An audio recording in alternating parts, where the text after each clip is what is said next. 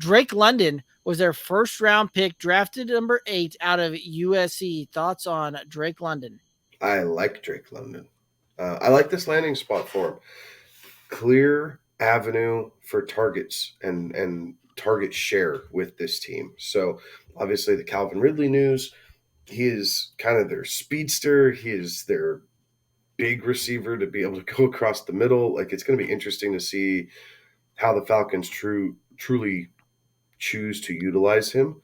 But I do think that there's the opportunity for 110 targets his rookie campaign. If he's able to come down with 80 receptions, you could see him get to 1100 yards, something like that, and then touchdowns.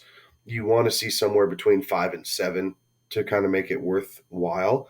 But as far as rookie receiver landing spots this season, Drake London, along with Treylon Burks, they have the clearest path for fantasy relevance right away as a rookie. If you're able to grab him in a respectable, seventh, eighth round of a redraft, he could fill in as a wide receiver 3 for you. Maybe if the matchup's right or if he's on a heater, you go ahead and stick him into that wide receiver 2 spot in your lineup and see what happens. So I like Drake London a lot. He is a guy that I am keyed in on. There's a part of me that thinks maybe this season's a bit of a bust because he's the only, him and Kyle Pitts are going to be the guys that they're keyed in on, maybe a little bit of Cordell Patterson. So if he doesn't perform in year 1 for dynasty purposes, don't freak out.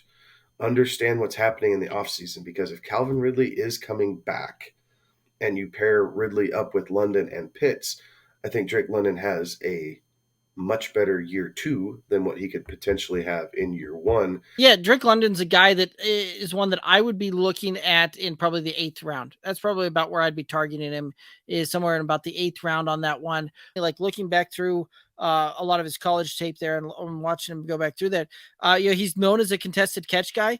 But one of the things that kind of stood out to me was the fact that the throws were late coming to him at USC. Like it was bad quarterback play as much as it was contested catches. I think this could be very interesting to see. And I think that he does have a fairly decent year. I think he's going to get a ton of volume. Atlanta's going to be down a lot. But the problem is that you're not going to see this Atlanta Falcons team find the end zone much. So you're going to be a little bit limited there as well.